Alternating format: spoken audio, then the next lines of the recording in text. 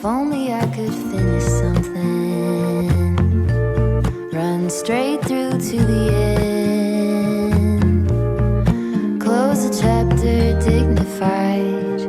Damn girl, you did it again. But will it ever be enough? Morjesta. Uutta autoa alla jälleen.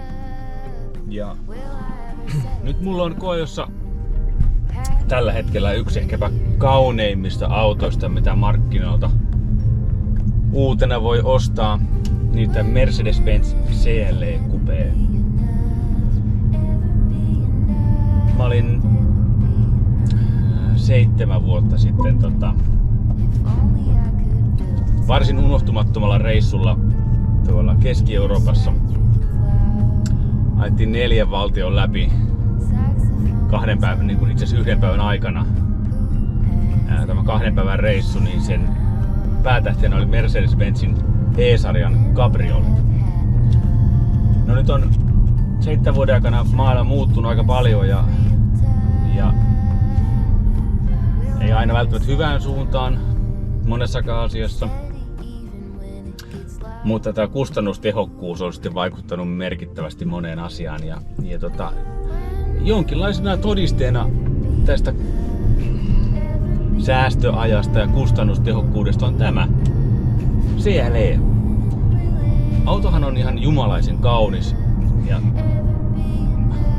todella hieno coupe ja mun mielestä coupe on edelleen yksi parhaita tai on paras korimalli mitä autoon voi saada.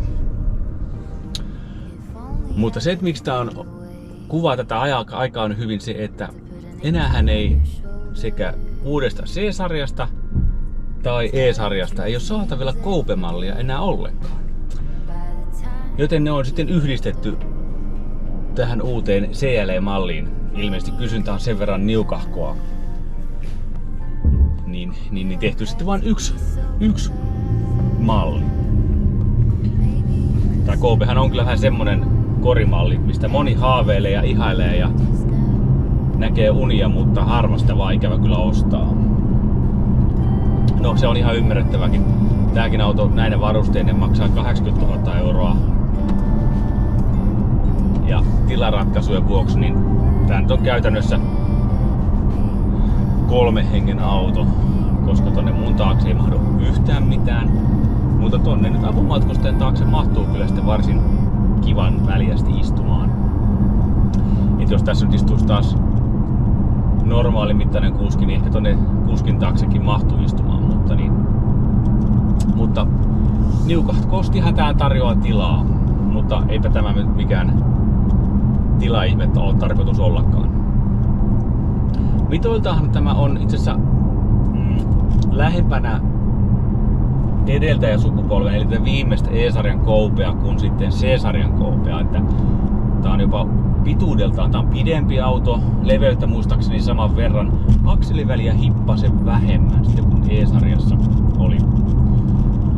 Mutta mutta oikein voisi olla täydellinen nautintoväline 2 ihmiselle ja miksei sitten tosiaan 3:kin.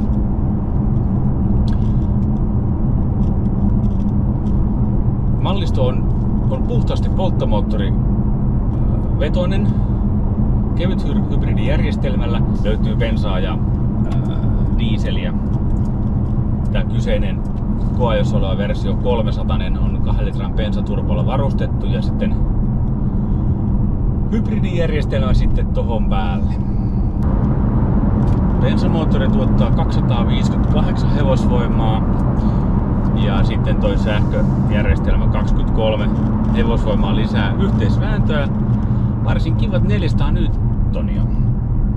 Ja näiden avullahan toi suorituskyky on varsin asiallista tasoa.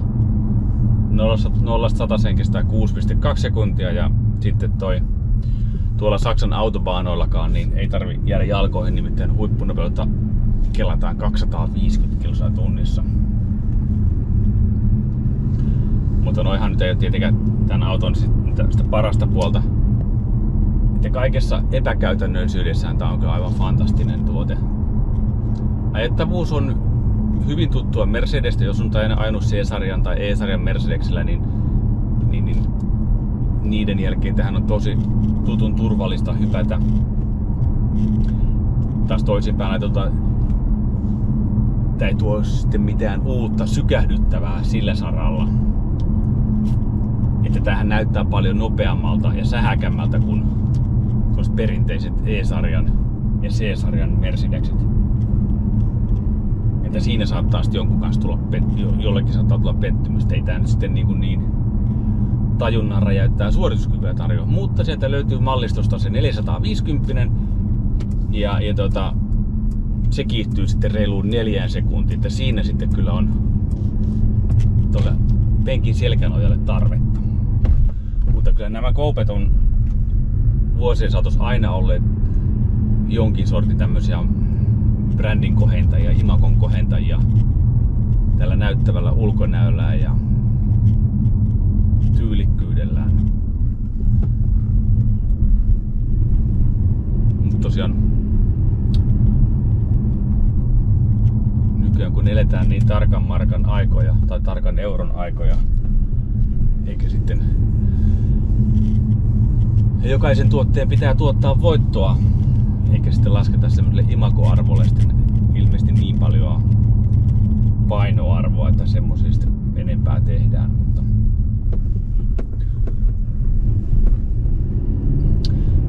epäkäytännöllisyydestä ovethan on aika todella pitkät ja raskaat, että parkkipaikkojen ahtaissa väleissä joutuu hieman ehkä taiteilemaan, jos sattuu keskivartalo atleettisuutta tullut vähän enemmän, niin se voi olla, tai sitten mulla itselläni on, vaikka itsellä sitä ongelmaa nyt ei ole, mutta mulla on 90-luvulla rakennettu autokatos, niin siinä on kyllä varsin ahtaanpuoleinen toi ulostulo, että siinä saa vähän taiteilla kyllä sitten, jos naapuri on vähän lähemmäksi ajanut, niin ei mennä tuolta sitten molemmilta puolilta oikein kunnolla päästä ulos, että siinä on sitten kyllä vähän haastetta, mutta mitä kaikkea sitä ei tekiskään tyylikkään ulkonäön eteen. Kabiini on tuttua Mercedestä sitten jo aiemmin, eli todella tyylikäs, erittäin hienot materiaalivalinnat ja huokuu semmonen premium ja ylellisyys. Ja Mercedesen tietoviihdejärjestelmä se on mun mielestä markkinoiden paras, se on selkein. Toi kuvanlaatu on ihan älyttömän hieno. Peruutuskameran kuvanlaatu sekä taakse että eteen todella tarkka. Ja sitten nämä tunnelmavalaistukset, niin kyllähän ne hakee vertaistaan, että ei vastaavanlaiseen suoritukseen kyllä muut merkit kykene. Ja muutenkin tämä viimeistely ja fiilis, niin kyllä se huokuu tähden taikaa edelleen. Mutta kyllä mä sanoin, että kyllähän tähän sopisi kuin nenäpäähän jykevästi ahdettu V8, mikä vähän niin kuin runsaalla voimallaan pitää kuski hereillä, niin se sopisi tähän kuin nenäpäähän. Että tää on vähän tämmönen moottoripuolta riittävä kyllä, mutta ehkä jää vähän sitten jäädään odottamaan sitä jotain enempää, koska ulkonäkö on äärimmäisen tyylikäs ja hieno. Tästä CL:stä on tarjolla myös Cabriolet-malli ja se on itse asiassa tulossa myös kaasujalkaan koajoon.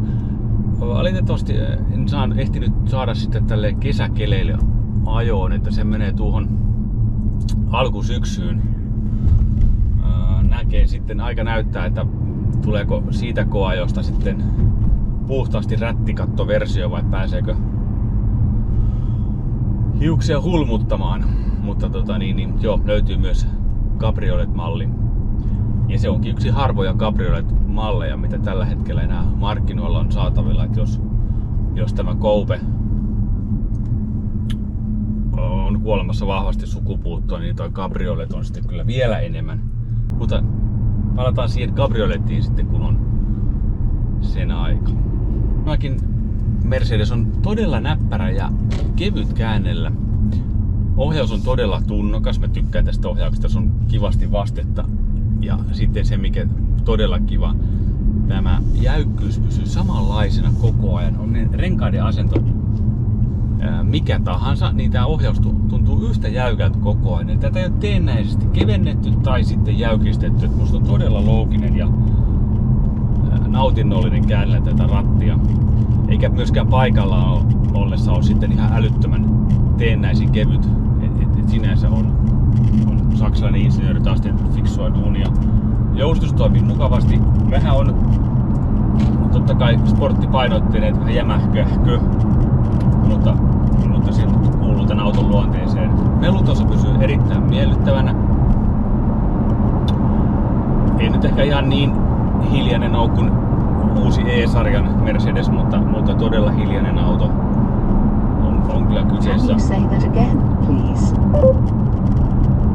Tuossa toi ääniohjauskomento, niin sitä se on nyt tämän videon aikana mua kiusannut muutaman kerran. Se on ehkä ainut huono puoli, mitä mä oon tässä nyt keksinyt tästä autosta. Mutta tosiaan joo, polttomoottorivehkeellä kun liikutaan ja bensakäyttöisellä sellaisella ja sitten kun ei ole akkuvarantoa minkäänlaista mukana, niin bensaahan tää syö.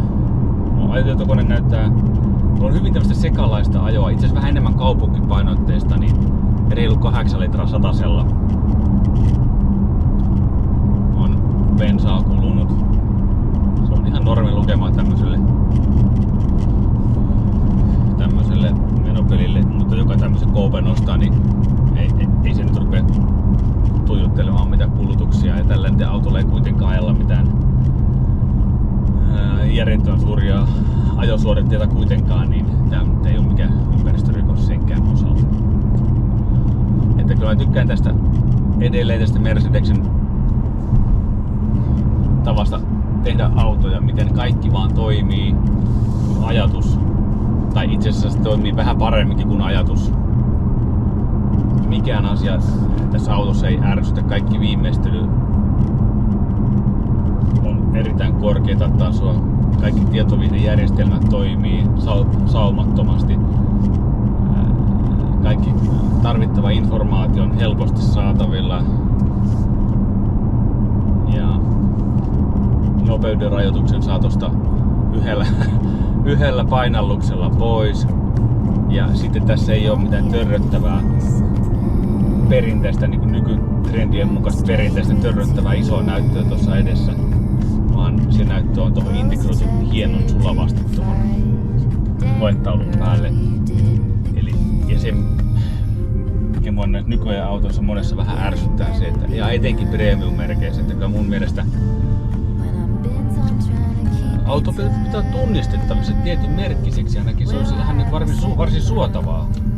Ja monessa autossa, kun ratissa olevan logon, kun peitän näin, niin en välttämättä pystyisi tietämään, missä autossa istun. Mutta kyllä edelleen tähden, kun peittää tuosta ratin keskeltä, niin kyllä tunnistettavissa on. Tiedän just tasan tarkkaan, missä autossa sitä istuu. Mutta muutamassa muussa premium-merkeissä niin ei välttämättä enää niin tapahdu. Mun mielestä se on todella sääli. Ja onhan se nyt sanomattakin selvää, että kyllä tämmönen auto ehdottomasti jatkoon menevä tuote. Ja kuuluu siihen sarjaan, että vähän harmittaa viedä takas tonne maahantuolle tänään tämä kyseinen peli. Kyllä tämmöisellä autolla mielellään turvailee pidempiäkin ajanjaksoja.